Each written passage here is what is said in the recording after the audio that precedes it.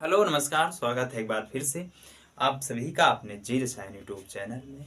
मैं उम्मीद करता हूं कि आप लोग बहुत ही बेहतरीन ढंग से अपनी अपनी पढ़ाई कर रहे होंगे। और जो लोग अभी भी नहीं जाग रहे हैं, अभी भी सोए हैं, वो सभी लोग प्लीज़ यार जाग जाओ, क्योंकि आप लोग का जो बोर्ड का एग्ज़ाम है दिन प्रतिदिन आपके नज़दीक ही आता जा रहा है। ठीक, तो चलिए आज हम देखते हैं कि अपने इस नए लेक्चर में क्या देखने वाले हैं। आज का जो हमारा टॉपिक होने वाला क्या होने वाला है, थोड़ा हम जो पिछले लेक्चर में जो हमने टॉपिक पढ़ा था उससे थोड़ा को उसको क्या करेंगे, रिलेट करते हुए चलेंगे, ताकि आगे आने वाली चीज़ें बड़ी आसानी से समझ में आ जाए। ठीक, तो आइए चलते हैं। और हाँ, सबसे पहले अपने लेक्चर पे अपने टॉपिक पर आने से पहले मैं आप लोगों को बता दूं कि आप लोग जितने भी बच्चे इस इवेंट में आते हैं, इस सेशन को देखते हैं, प्लीज़ यार कापी कलम लेकर जरूर बैठेंगे, क्योंकि कापी कलम लेने का उद्देश्य ये है कि आप लोग को जो ना समझ में आए आप नोट्स में उसको उतारिए, नोट करिए, उसके बाद उसको एक दो बार रिवाइज करिए, फिर ऑटोमेटिक वो चीज़ें समझ में आती चली जाएंगी। ठीक, तो चलिए आते हैं। आज हम देखने वाले हैं कि हम क्या पढ़ने वाले हैं। ठीक, जैसे हमने पिछले वाले लेक्चर में क्या देखा था, पहले हम आपको चैप्टर का नाम बता दें। चैप्टर का नाम है रासायनिक बलगतिकी। क्या है? रासायनिक बल गतिकी, ये हमारा चैप्टर चल रहा है ना। तो इसमें जो चैप्टर है इसमें हमने बहुत कुछ पढ़ भी लिया है। तो इसमें हमने कल पढ़ा था क्या, आर ओ आर के बारे में देखा था, रेट ऑफ रिएक्शन के बारे में हमने देखा था, जिसमें पहला पॉइंट हमारा था औसत वेग। औसत वेग था ना, औसत वेग को हमने पढ़ लिया है। औसत वेग जो हमारा था, औसत वेग, औसत वेग ना, ये क्या कर लिए हैं, इसको हमने फिनिश कर दिया है पिछले वाले लेक्चर में। ठीक, तो आज वाले हम लेक्चर में देखेंगे कि आज वाले लेक्चर में हमें क्या पढ़ना है। आज वाले लेक्चर में इसी का जो बी पार्ट था, ये तो ये था, और जो बी पार्ट इसी का था, जिसे हम क्या कहते हैं, ताक्षणिक वेग कहते हैं। क्या कहते हैं? ताक्षणिक वेग। ठीक, बात समझ में आई। आज हम ताक्षणिक,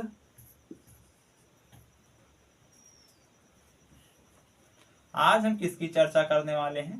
ताक्षणिक वेग की। ठीक, आज हम इसकी चर्चा करने वाले हैं कि ताक्षणिक वेग होता क्या है। ताक्षणिक वेग जानेंगे, इसके एक दो एग्जाम्पल भी देखेंगे। ठीक, उसके बाद अगला जो टॉपिक है उसके बारे में हम चर्चा करेंगे। देखिए ताक्षणिक वेग क्या होता है। जैसे औसत वेग हमारा था, औसत वेग एक बहुत बड़े सांद्र की बात करता था, एक लंबे टाइम के लिए किया जाता था, तो हम औसत वेग का उपयोग करते थे। लेकिन अगर मान लीजिए कोई अपक्रिया बहुत ही कम समय में, यानी अत्यंत सूक्ष्म समय में, कहने का मतलब अगर टी की बात करें, समय की बात करें, तो एकदम जीरो होना चाहिए। और सांद्र क्या होना चाहिए? सांद्रता भी उसका लगभग एकदम सूक्ष्म, अत्यंत सूक्ष्म होना चाहिए। तब हम किसका प्रयोग करेंगे? ताक्षणिक वेग का वहां पर प्रयोग करते हैं। जैसे अगर इसकी हम परिभाषा की बात करें, इसकी अगर हम परिभाषा, दिख तो रहा है ना, दिख तो रहा है। थोड़ा क्या है कि लाइट का इशू हो जाता है ना, तो इसीलिए थोड़ा जो श्याम पट पे लिखा जाता है, व्हाइट बोर्ड पे लिखा जाता है, वो दिखता नहीं है। ठीक, वो किसी न किसी दिन हो जाता है, बाकी पर डे ऐसा काम प्रतिदिन नहीं होता है। ठीक, तो देखिए अगर हम इसकी परिभाषा की बात करें, परिभाषा क्या है कि किसी विशेष क्षण, किसी क्षण विशेष, क्षण विशेष, किसी क्षण विशेष या जो है अत्यंत सूक्ष्म समय अंतराल को, क्या है? क्षण विशेष या अत्यंत, अत्यंत सूक्ष्म, अत्यंत सूक्ष्म क्या कहते हैं? अत्यंत सूक्ष्म समय अंतराल के लिए, क्या है? अत्यंत सूक्ष्म समय अंतराल, समय अंतराल, ऐसे लिखेंगे, अंतराल, किसी क्षण विशेष या अत्यंत सूक्ष्म समय अंतराल के लिए प्राप्त होने वाला वेग, होने वाला वेग ताक्षणिक वेग कहलाता है। तात्क्षणिक वेग कहलाता है। यहां तक बात समझ में आई कि क्या है, किसी क्षण विशेष या अत्यंत सूक्ष्म समय में, किसी क्षण विशेष या अत्यंत सूक्ष्म समय में प्राप्त होने वाला वेग क्या कहलाता है, औसत वेग कहलाता है। जैसे हमने क्या देखा था कि अगर मान लीजिए कोई चीज है, जैसे मान लीजिए एक एग्जांपल के तौर पे मान लीजिए हमारे पास H2 है प्लस I2 है, ये क्या होंगे 2HI बनाते हैं, ऐसे बनाते हैं ना। इसको हमने औसत वेग में भी देखा था। क्या किया था हमने, इसको हम औसत वेग में भी देखे थे। लेकिन अगर हम यहां पर बात करें तो ये क्या होता है कि अगर इसके हम अभिक्रिया की बात करें तो ये जो है H2 जो है ये H में टूटेगा, इसके बंध टूटेगा। I2 जो है I में टूटेगा, तब जाके हमें एक इसमें का और एक इसमें का, एक H और एक I मिला के हमें HI प्राप्त होते हैं, HI प्राप्त होते हैं ना। ये कौन सी अपक्रिया थी, ये मध्यम गति की अपक्रिया थी। अगर हम इस अपक्रिया की बात करें तो ये हमारे पास मध्यम गति की अपक्रिया थी, ठीक। लेकिन अगर हम तात्क्षणिक वेग की यहीं पर अगर हम बात करें तो देखिए औसत वेग उसमें क्या था, डेल्टा टी था। अगर औसत वेग की बात करें हम तो डेल्टा टी था। लेकिन यहां पर देखिए ये औसत वेग में था और इसमें तात्क्षणिक वेग में क्या हो जाएगा, यही dt हो जाएगा, सॉरी df लिख दिया, dt हो जाएगा। क्या हो जाएगा, dt हो जाएगा। और इसका जो मान होगा वो 0 होगा, dt का मान 0 होगा। और उसमें क्या था, dt था और क्या था, मान लीजिए उसमें था डेल्टा टी जो था वो dt में था। और जो इसका वेग था डेल्टा dt में था। अगर मान लीजिए डेल्टा c था उसमें ना, एक डेल्टा c था और इसमें भी क्या होगा, इसमें dtc होगा। क्या होगा, इसमें डेल्टा c था औसत वेग में, लेकिन अगर तात्क्षणिक वेग की बात करें तो यहाँ dtc होगा, ठीक। अब देखिए ये तो बड़े समय के लिए था, ये जो सांद्रता था ये अधिक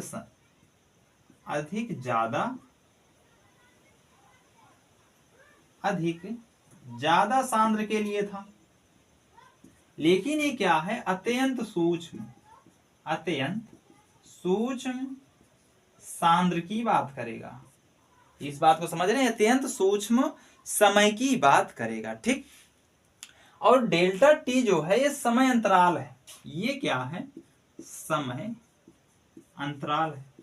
और इसमें समय अंतराल क्या होना चाहिए, दिख रहा है, यहां दिख रहा है ना, ये समय अंतराल 0 होना चाहिए। क्या होना चाहिए, समय अंतराल 0 होना चाहिए। 0 पर होने पर भी कुछ ना कुछ रासायनिक अपक्रियाएं होती हैं, ऐसा नहीं है कि 0 होने पर रासायनिक अपक्रियाएं नहीं होती हैं। तो अगर हम इसमें अगर लिखें, क्या लिखें, तात्क्षणिक वेग की अगर हम बात करें, तात्क्षणिक वेग, तो इसको हम कैसे प्रदर्शित करेंगे। यहां जो H2 है इसको हम क्या करेंगे, जैसे उसमें क्या लिखते थे, डेल्टा टी लिखते थे औसत वेग में। अगर हम औसत वेग की बात करें, औसत वेग में इसको हम क्या लिखते थे कि डेल्टा ब्रैकेट में मान लीजिए H2 कर देते थे, प्लस में dt कर देते, डेल्टा टी कर देते थे। फिर यहाँ प्लस है तो यहाँ पर क्या करते थे, प्लस माइनस, यहाँ पर डेल्टा ब्रैकेट में I2 करके अपान में डेल्टा टी लिखते थे, ऐसे लिखते थे ना, ऐसे लिखते थे। पर इसमें ऐसे नहीं लिखेंगे, इसमें जो कुछ भी होगा वो d के स्थान पे ही लिखा जाएगा। जैसे हम क्या लिखेंगे, माइनस d ब्रैकेट में H2 ब्रैकेट बंद, यहाँ dt।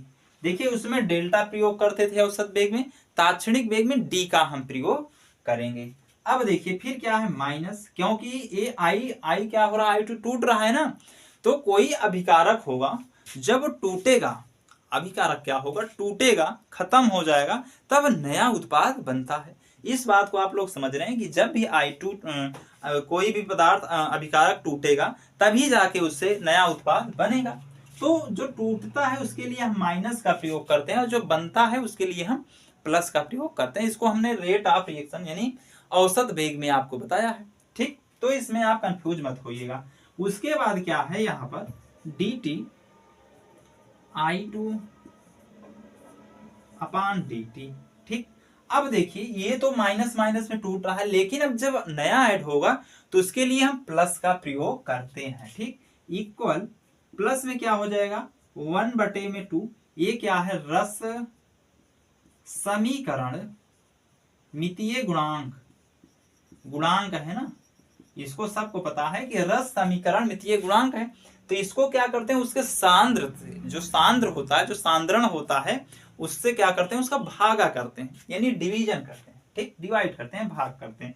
अब अगर इसके आगे की हम बात करें, आगे की अगर हम बात करें तो ये HI बन रहा है, तो यहां पर क्या हो जाएगा ब्रैकेट में सॉरी d ब्रैकेट में HI ब्रेक अपान में dt हो जाएगा। इस तरह हम प्रदर्शित करते हैं किसको, तात्क्षणिक वेग को। तात्क्षणिक वेग को क्या करते हैं हम इस तरह प्रदर्शित करते हैं। यहां तक बात समझ में आई कि तात्क्षणिक वेग को हम किसे कैसे प्रदर्शित करते हैं। औसत वेग में हम डेल्टा टी का प्रयोग करते थे, तात्क्षणिक में dt का प्रयोग करेंगे, और जो उसमें बड़ा समय अंतराल होता था औसत वेग में और तात्क्षणिक वेग में क्या होगा सूक्ष्म समय अंतराल होगा। ठीक, यहां तक बात समझ में आई। अगर यहां तक बात समझ, इसको नोट करिए। फिर उसके बाद हम क्या करते हैं ग्राफ में आपको बताते हैं कि ग्राफ में तात्क्षणिक वेग को कैसे प्रदर्शित किया जाता है या कैसे निकाला जाता है। ठीक, चलिए इसको नोट करिए फिर बता रहे हैं।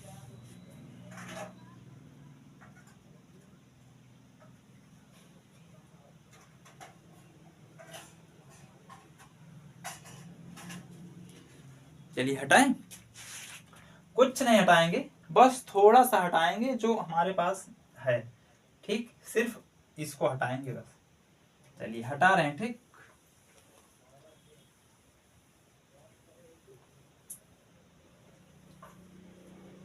देखिए अगर हम इसके ग्राफ की बात करें, अगर हम H2 जो है इसके अगर हम ग्राफ, ये अभिकारक है जो इसकी अगर हम बात करें तो कुछ ऐसे पॉइंट बनता है x y h पे ऐसे बनेगा।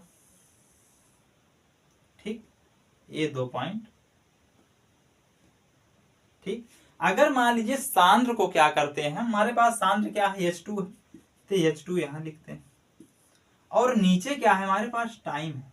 क्या है टाइम है, क्या है नीचे टाइम है। अगर मान लीजिए इसमें जो सांद्र है समय के साथ क्या करता है, ए अभिकारक है, ए अभिकारक है ना, तो ये समय के साथ क्या होता है घटता जाता है और यहां आके उत्पाद बनाता है।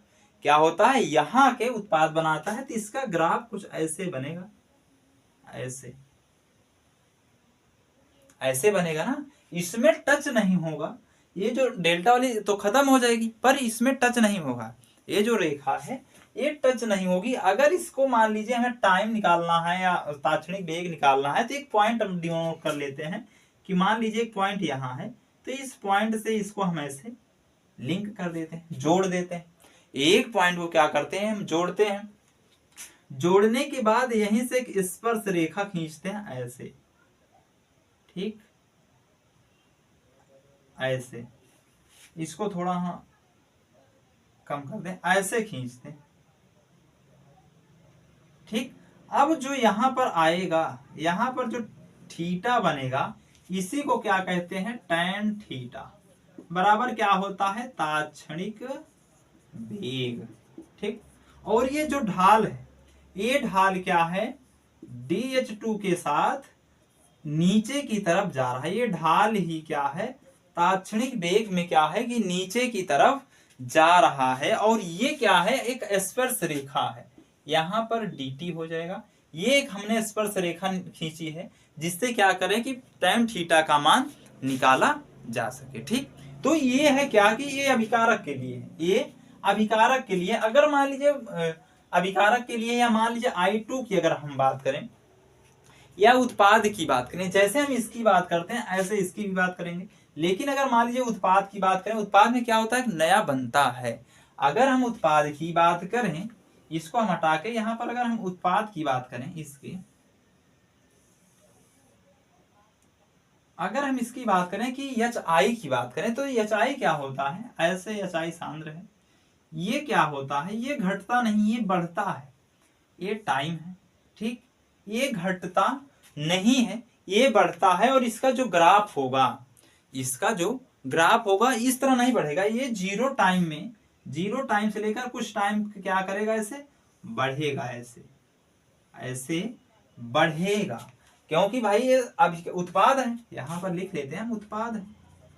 उत्पाद क्या होता है, कम नहीं होता, ये बढ़ता है, ये टाइम के साथ यानी समय के साथ उत्पाद बढ़ता हुआ जाता है। अगर मान लीजिए इसमें हमें टाइम पता करना है तो एक एस पॉइंट डिनोट करते हैं और यहाँ पर टाइम दर्शाते हैं, और इससे क्या करते हैं कि स्पर्श रेखा को ऐसे खींचते हुए लाते हैं, ठीक, ऐसे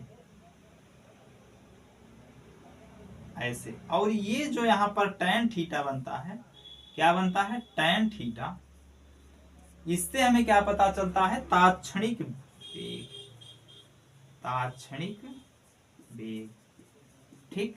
इस बात को आप समझ रहे हैं कि ये जो ढलान है, स्पर्श रेखा ही क्या करती है, वेग का पता करती है। यहाँ जो पॉइंट है ये वेग को ही पता करती, वेग पता करेगी। इस बात को समझ रहे हैं कि यहाँ पर जो होगा पॉइंट वो वेग को पता करेगी, और जो यहाँ होगा ये tan थीटा, कहने का मतलब तात्क्षणिक को, वेग को भी पता करेगी। यहाँ से tan थीटा हम निकाल सकते हैं, ठीक, tan थीटा यहाँ से हम निकाल सकते हैं, ये उत्पाद के लिए होता है, ठीक। कहीं कहीं ये जो आपको क्यों दिया है, ये अंदर की साइड बनता है, क्या बनता है, अंदर की साइड बनता है। जैसे मान लीजिए अगर हम थोड़ा सा इसको हम क्या करें, इसको थोड़ा सा हम ऐसे हटा रहे हैं, देखिए थोड़ा सा ये जो नीचे की तरफ हम बना दिए हैं ये ऐसे होता है, और यहाँ मान लीजिए हमने पॉइंट लिया है और इस स्पर्श रेखा को ऐसे खींचा है, और इसके बीच में क्या होगा, tan थीटा, tan थीटा, ठीक। इस तरह इसका ग्राफ उत्पाद का बनेगा, और ये क्या है, ये अभिकारक का है, पैरा क्या कहते हैं, ग्राफ है, ठीक। इसको नोट करिए, उसके बाद फिर हम आगे देखते हैं। यहां तक समझ में आए? अगर देखिए किसी को कुछ ना समझ में आए तो आप लोग प्लीज कमेंट करिएगा, आपकी समस्या का समाधान किया जाएगा, ठीक। कुछ चीज होती है कि एक बार में नहीं समझ में आती है तो उसको हम दोबारा बताने का प्रयास करेंगे, ठीक। अच्छा, ये जो है ये स्पर्श रेखा है, ये इसमें, और ये जो है एक स्पर्श रेखा है, स्पर्श रेखा, यहां पर ये जो आ रही है ये स्पर्श रेखा है, स्पर्श रेखा, ठीक। चलिए नोट करिए, फिर उसके बाद हम अगला नेक्स्ट टॉपिक देखते हैं।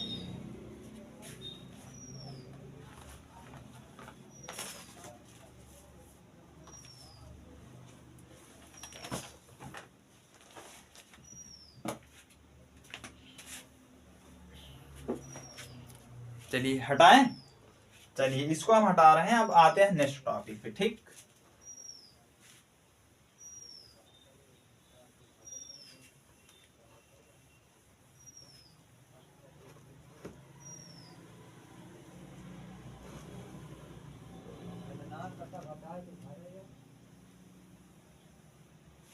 ठीक, चलिए अगर हम नेक्स्ट टॉपिक की बात करें,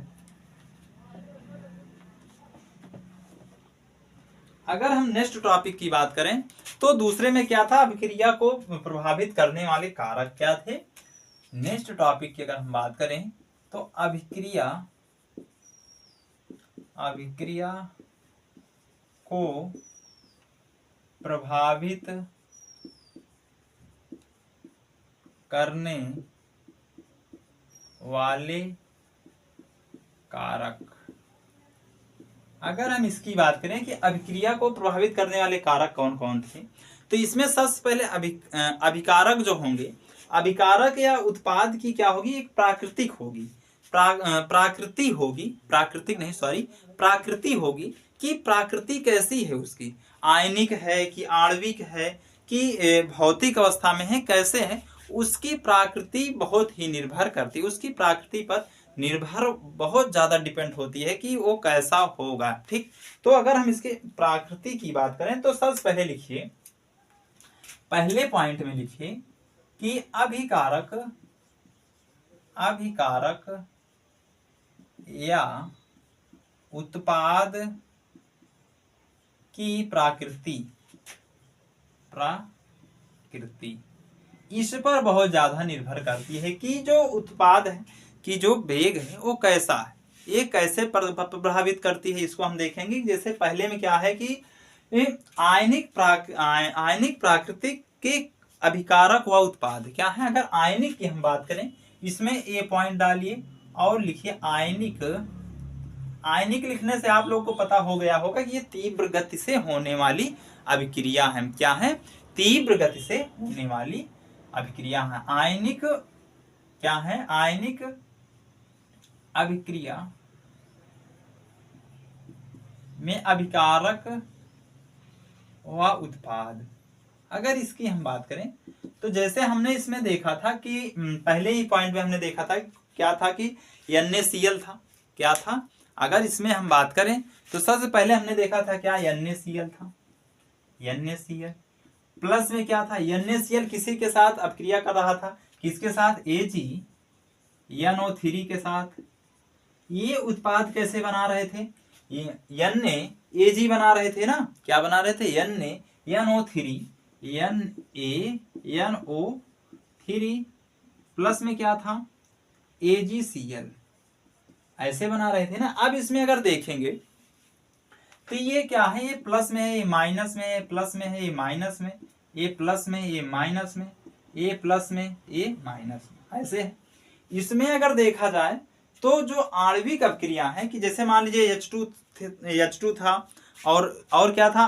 क्या था दूसरे में? अगर आणविक की हम बात करें तो आणविक में क्या थे कि H2 plus I2 equal to 2Hi ऐसे थे। इसमें क्या हो रहा था कि ये आपस में टूटेंगे और तीव्र गति से होने वाली अपक्रिया है। यहीं पर देखोगे ये तीव्र गति से, यानी तीव्र गति से होने वाली अपक्रिया है। ये क्या है? मध्यम गति से होने वाली अपक्रिया है। तो मध्यम गति से अपक्रिया जो होती है वो और जो तीव्र गति से होने वाली अपक्रिया, ये आपस में क्या करती हैं? ये इसको प्रभावित करती हैं। अपक्रिया में होने वाले अपकारक को भी प्रभावित करते हैं कि कुछ चीज बहुत जल्द हो जाती है, कुछ चीज बहुत लंबे टाइम तक होती है ना, तो वहां से ये प्रभावित करती हैं। ठीक, क्योंकि आप देखे होंगे कि आयनिक अपक्रिया जो है, आयनिक अपक्रिया की तुलना में ये बहुत स्लो है। आयनिक अपक्रिया तीव्र गति से होने वाली अपक्रिया है और ये क्या है? बहुत स्लो होने वाली अपक्रिया है। क्यों? क्योंकि इसमें जो H2 है ये HH में टूटेंगे, ठीक, ये I में टूटेगा, तब जाके HI बनेगा। बंद टूटेगा तब जाके एक नए उत्पाद का निर्माण होगा। इसका मतलब टाइम इसमें ज्यादा लेगी, यानी टाइम टेकिंग अपक्रिया है। ठीक, तो यहाँ पर इसका प्रभाव देखने को मिलता है कि आयनिक अपक्रिया में यानी अभिकारक के उत्पाद या अभिकारक की प्रकृति कैसी है, इस पर भी बहुत निर्भर करता है। अगर हम यहीं पर बी पॉइंट की बात करें, बी पॉइंट की अगर हम बात करें तो इसकी भौतिक अवस्था भी निर्भर करती है। भौतिक अवस्था, अब भौतिक अवस्था कैसे निर्भर करती है इसको देखेंगे। देखिए जो भौतिक अवस्था है ना, भौतिक अवस्था जैसे गैस, द्रव, ठोस होते हैं। क्या होते हैं? गैस, ठोस, द्रव, ठोस। अब देखिए जो गैस होते हैं इनके कण जो होते हैं, इनके कणों की आजादी होती है, वो एक दूसरे से कहीं भी घूम सकते हैं। क्या होते हैं? एक दूसरे के साथ कभी भी क्या करते हैं? घूम सकते हैं, यानी आकर्षण बल कम होता है। एक दूसरे के प्रति आकर्षण बल जो गैस के होते हैं, ये जो गैसीय हैं, इनके कण को क्या है? फुल आजादी है। कण को आजादी है,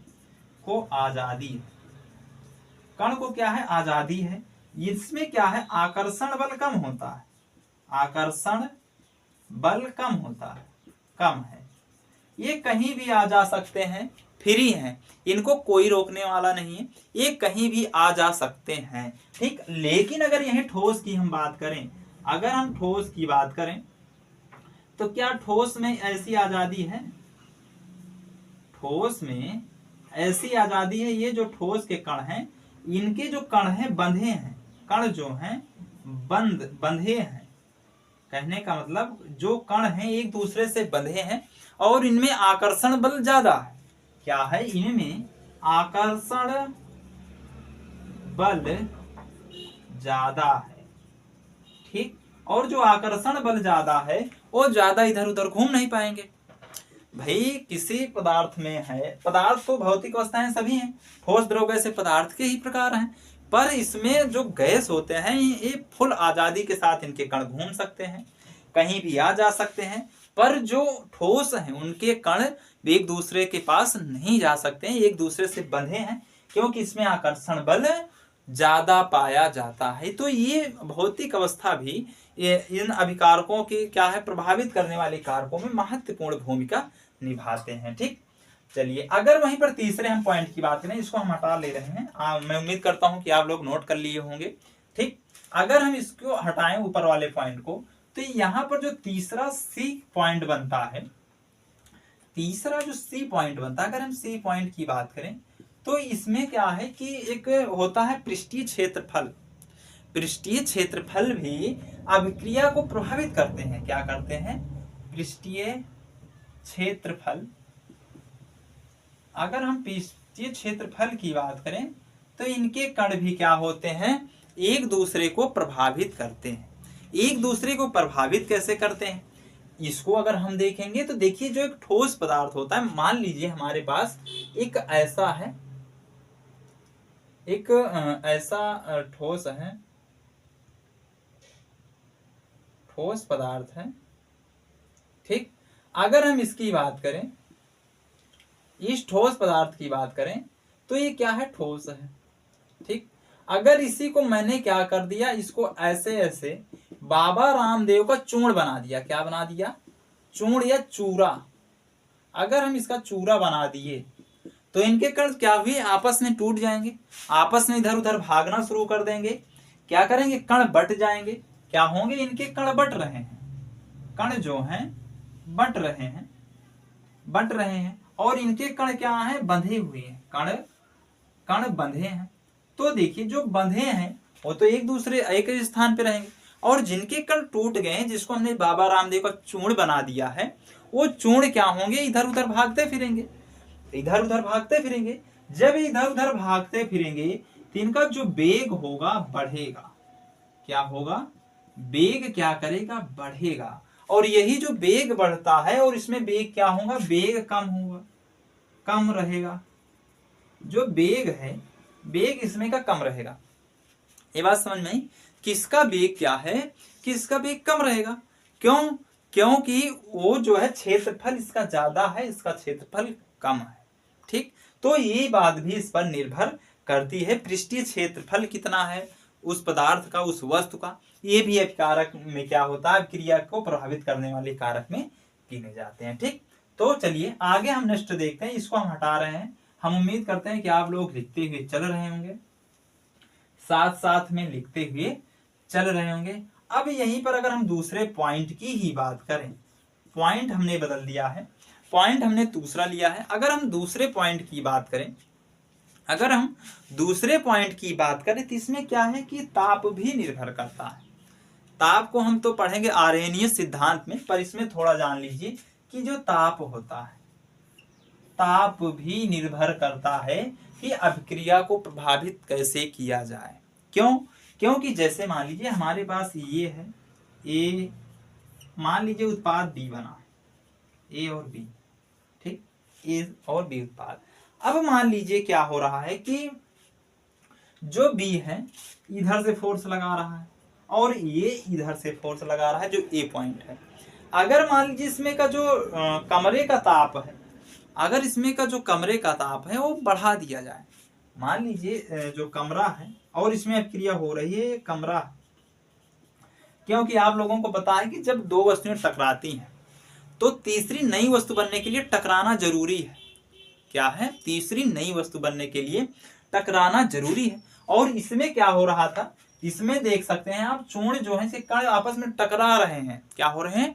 टकरा रहे हैं। ठीक, इसमें नहीं टकरा रहे हैं। उसी तरह जब इसको टकराया जाता है, लड़ना जरूरी है, तो क्या होता है, इसके मान लीजिए पहले 25 डिग्री तापमान था, इसे बढ़ाकर क्या कर दिया गया, 50 डिग्री टेम्परेचर कर, जब 50 डिग्री टेम्परेचर कर दिया तो ये कण क्या हुए और तेजी से आपस में टकराना शुरू कर दीजिए। क्या कर दिए?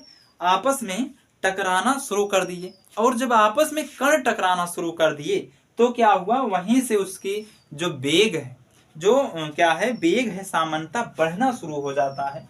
तो यहीं पर हम लिख सकते हैं कि ताप बढ़ने पर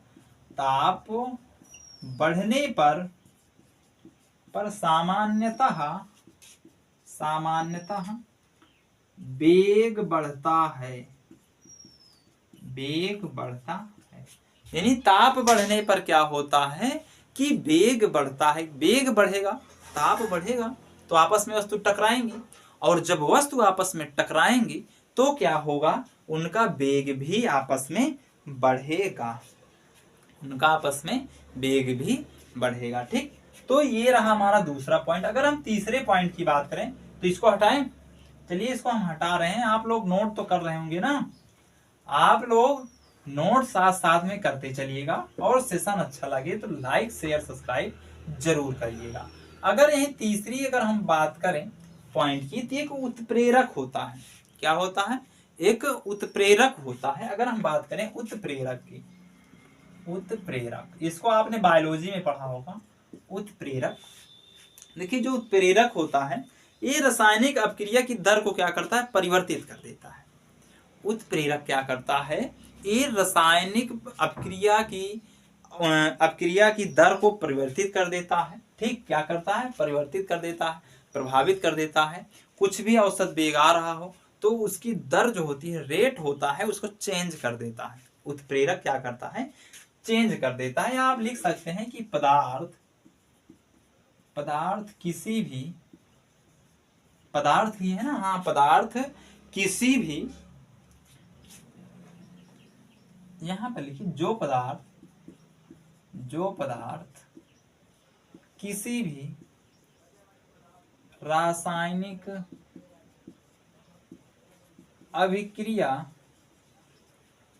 क्या है यहाँ पर, अभिक्रिया, देखिए जो पदार्थ रासायनिक अभिक्रिया की दर को परिवर्तित कर दे, अभिक्रिया की दर को परिवर्तित कर दे उसे उत्प्रेरक कहते हैं। उत्प्रेरक कहते हैं,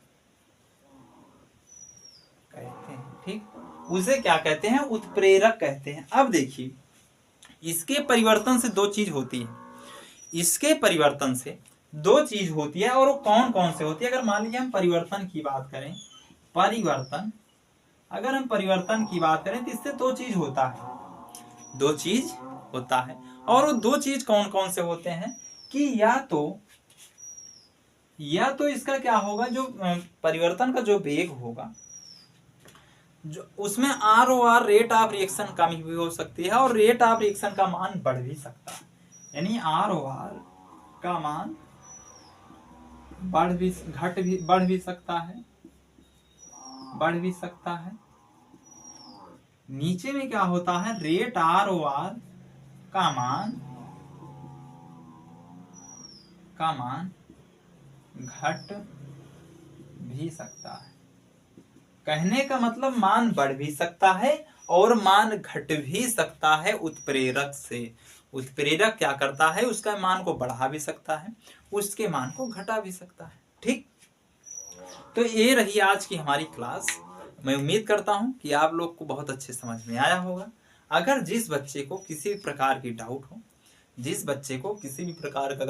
हो, तो आप लोग कमेंट करिएगा, आपके कमेंट का जवाब दिया जाएगा। और हाँ, इस सेशन को अगर सेशन अच्छा लग रहा हो तो ज़्यादा से ज़्यादा लाइक करिएगा, चैनल को सब्सक्राइब करिएगा, और अपने